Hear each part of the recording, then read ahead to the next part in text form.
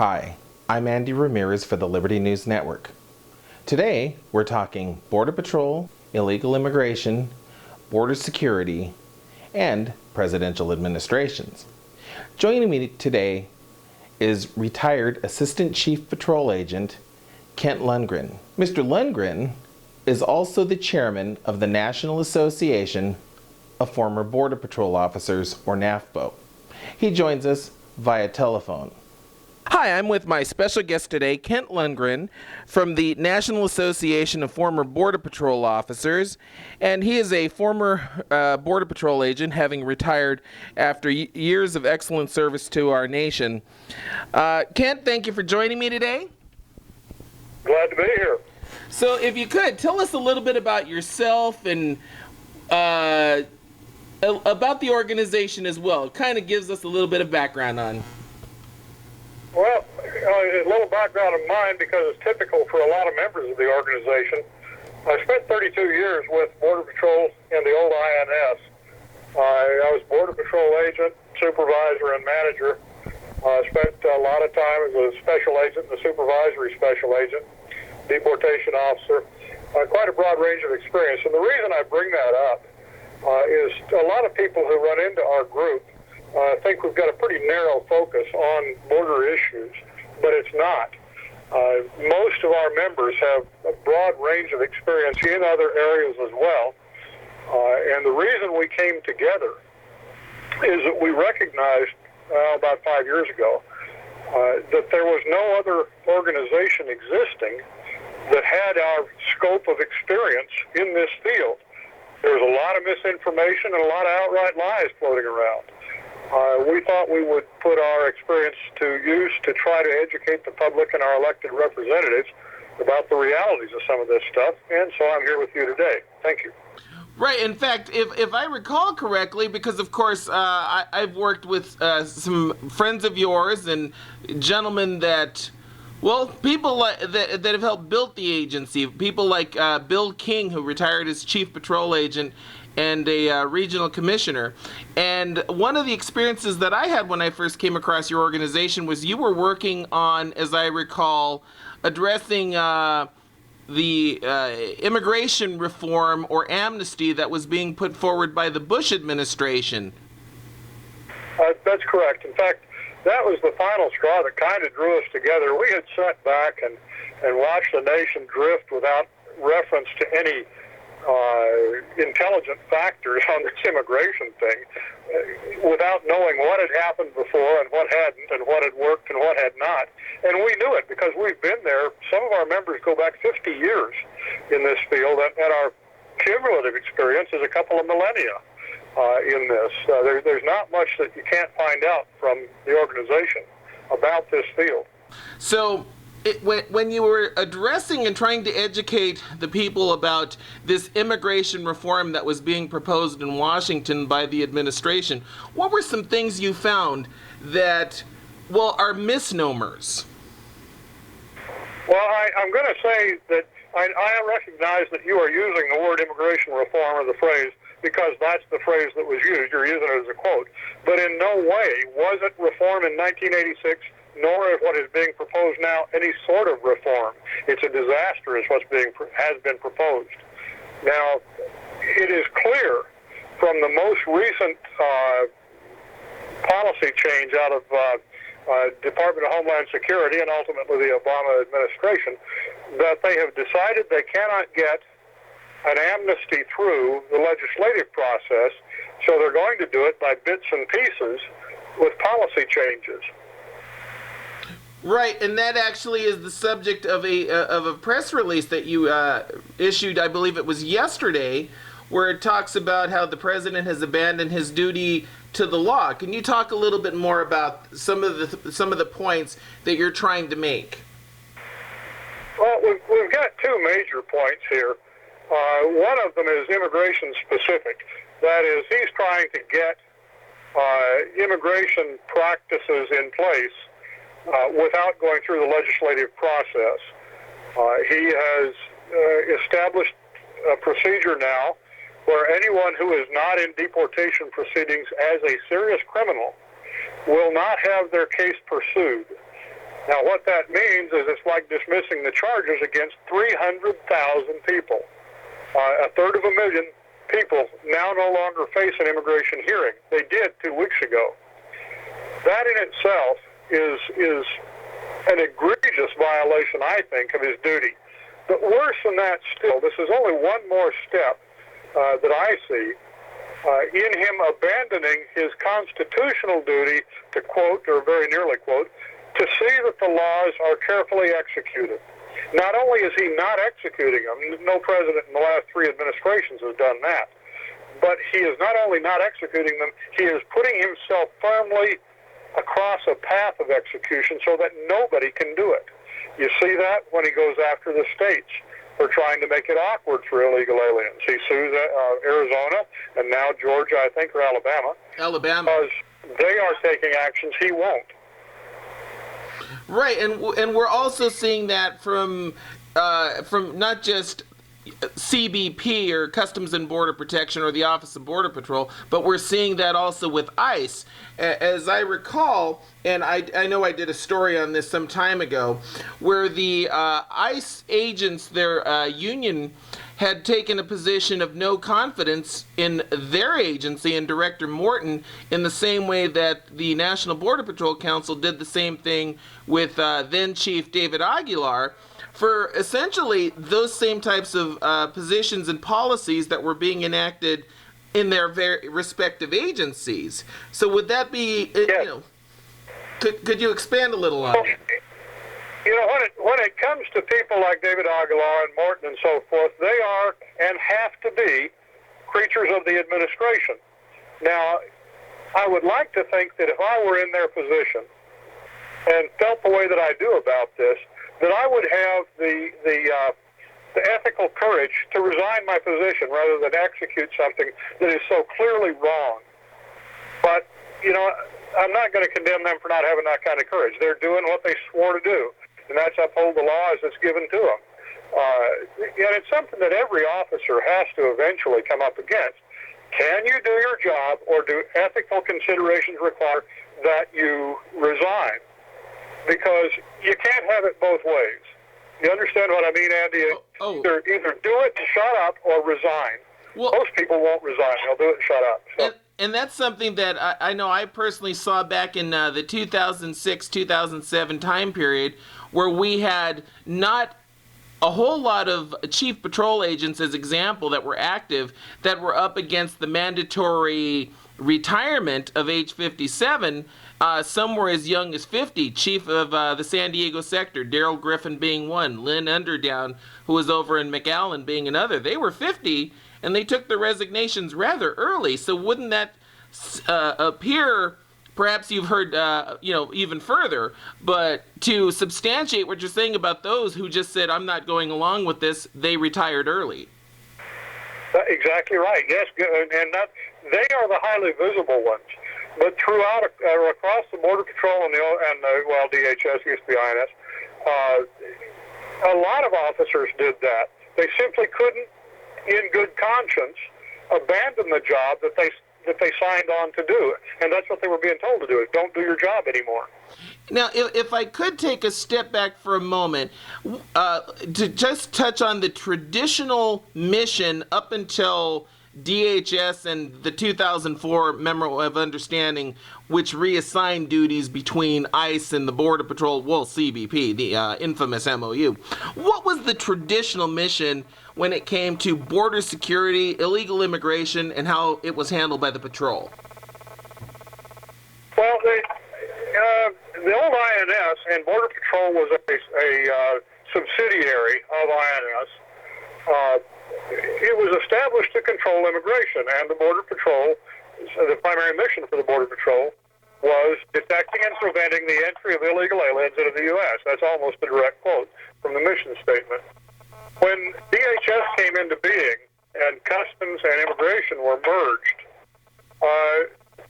the Border Patrol quit being an immigration organization and became a border security organization. Now, that could have worked out well. However, it didn't. And the reason it didn't was because of the traditional animosity, and it was deep, between the old Customs Service and the Immigration Service. The people in charge of the new organization, DHS, were largely legacy customs personnel. So they have very little problem with a change of mission with regard to immigration. Am I making any sense here? If the administration tells an ex-customs guy don't do immigration work anymore, it's no skin off his nose. He doesn't mind. Right, because he's never done it anyhow. Yeah, exactly. Yeah, he didn't. Well, he swore an oath to uphold the law, but not that one. Right, exactly. And I'm not trying to paint them all with a broad brush here. There are a lot of guys. Over the years, I worked with a lot of customs agents who were all too happy to help me out with my job as an immigration officer. But the fact is, this administration does not want any immigration controls, except perhaps with respect to serious criminals, and they don't have any trouble making that happen within the DHS organization. Right. Now, when this was first exposed was around the time that since departed chiefs, Carlos Carrillo had done an interview, and was doing a thing where the Laredo Morning Times quoted him, as well as Victor Manjarres, who is the recently departed chief from Tucson and El Paso sectors. And if I could quote him here, Carlos Carrillo stated, "The men and women of Laredo sector, I've said it before, that our mission is not to stop illegal aliens, our mission is not to stop drugs, our mission is to keep this country safe, this nation safe from terrorists and terrorist weapons." And right then and there is clearly the new mission. But, he later said, well, that, because he told me personally at a conference in 2007 of the Southwest Border Sheriff's Coalition that he was taken out of context. He didn't really say that, but the fact was he did. And many people felt that that was the statement and a mission from David Aguilar. How do you understand? That was his understanding because that's the way he said it, and he passed it on to his troops that way, no doubt. Right, and that was something that happened that was not necessarily reported, but it was pretty much broadcast by the Tucson local when they had an infamous 2 days of mustard with Chief Aguilar himself, where he, on tape, which I've seen the tapes, stated the very same thing. At the time, it was thought, well, the chiefs were reflecting what was being passed on to them, but on tape, David Aguilar is telling them, screw that, you are not immigration officers. If you want to catch aliens, go to ICE, lateral to ICE. So that pretty much belies your point, doesn't it? Yeah, yes, it does. That was an accurate statement of his position. Now, I'm going to describe something here that doesn't really exist, but that ought to exist. The Border Patrol is a fine organization to provide border security, but it needs to have as its mission border security against any violations of our sovereignty. And they all ought to be regarded as important, not simply as an afterthought or something to be ignored as a matter of convenience for trade or whatever it is this administration sees illegal immigration as being. Whether the guy is up against a terrorist or an illegal alien or a drug smuggler, it all ought to be transparent to him. It ought to just be somebody he arrests. And correct me if I'm wrong, but we have no way to know until the person is either caught, obviously, and apprehended, and later fingerprinted and identified who the individual that's been caught really is. That's pretty well true. Sometimes you've got advanced information and you know who you're dealing with, but that's generally not the case, and truly that's what's made the Border Patrol a dangerous job for years and years, because you just don't know what you're up against. Right, because if you walk into a situation. Right, because if you have, let's say, a sector such as Tucson who apprehends, just to throw out a number, we'll say 100,000, 150,000, there's no way for a Border Patrol agent, let alone the men and women in Tucson sector, to know who those 100,000 or 150,000 people are that cross through their sector. It's impossible to know. That's exactly right. Yep. And so for safety's sake, you need to operate on a worst-case assumption. Right, exactly. And that kind of leads me to the Brian Terry murder and what happened out there.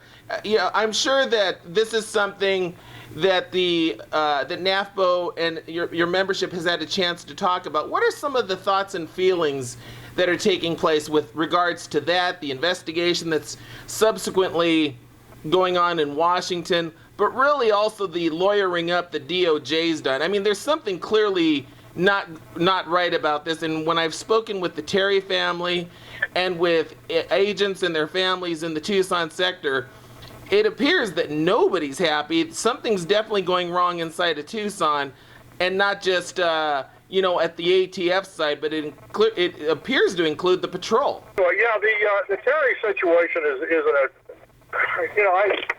I'm at a loss for words.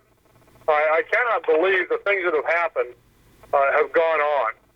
That there hasn't been a good, solid investigation, charges lodged, people in jail. And when you tie it into this Operation Fast and Furious, at a high level, I fear for the country. In my heart and my gut, I am angry just to the point of distraction. And most of us feel that way. We have been betrayed by our leaders in a way that I just did not think was possible. Right, and it's clearly an outrage that's beyond thoughts or expression, because you have agents whose safety has been compromised, and it doesn't really appear that much is being done about it.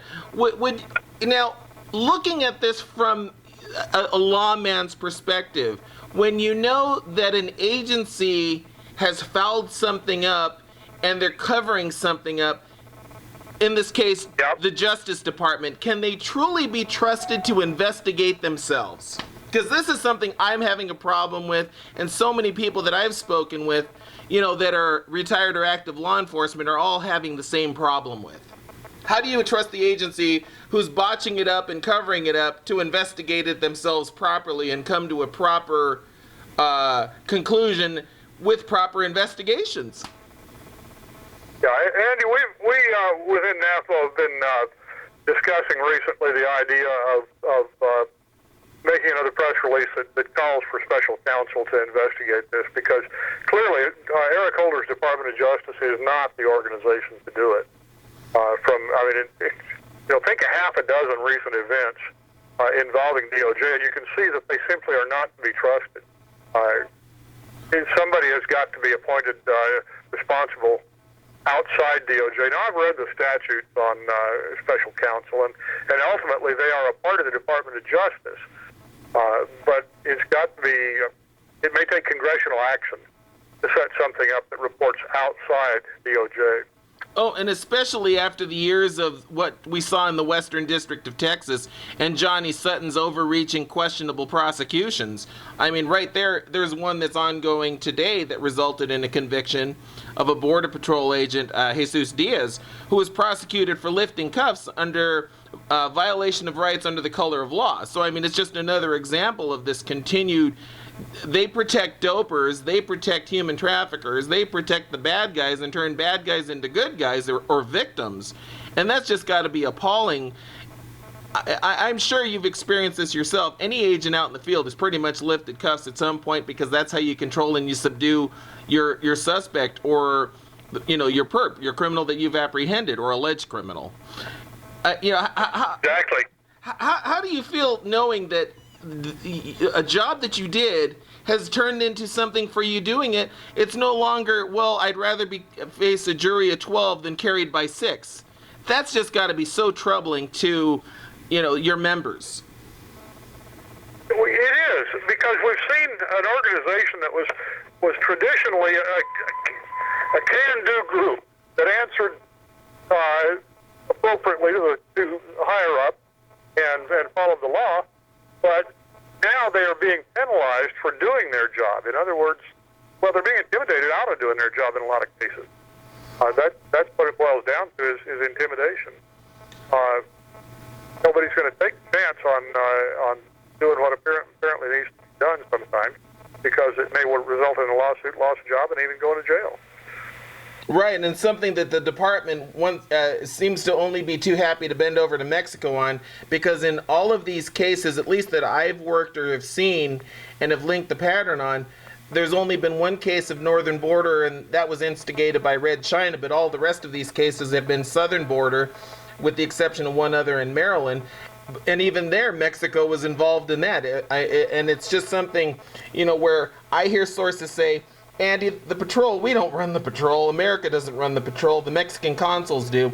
And they come in with attorneys on our side of the border who, if they can file an allegation and get a conviction or quid pro quo out of justice, then they've got easy access to sue and get money. And it's like a terrible pattern. It's got to be so terrible for the agents out there today. Well, as we finish up, then the question is, what is it that your message on behalf of your organization to the American people that are viewing this report at home? I'm going to refer to this press release right now for the moment, because suddenly our mission, as I see it, has gotten much larger. It used to be let's control immigration, but now it continues to be that, and it always will. But we have got to get the American people to look at this administration, rein it in, and say, hey, there's laws out there. You didn't make them. You may not like them, but the Constitution says that you shall take care to see that they are executed, and you are not doing that. And listen up. We're going to change things if you don't. Well, thanks, Kent. All right, thank you. That was Kent Lundgren, retired Assistant Chief Patrol Agent and Chairman of the National Association of Former Border Patrol Officers. Thanks for joining me, Mr. Lundgren. For the Liberty News Network, I'm Andy Ramirez.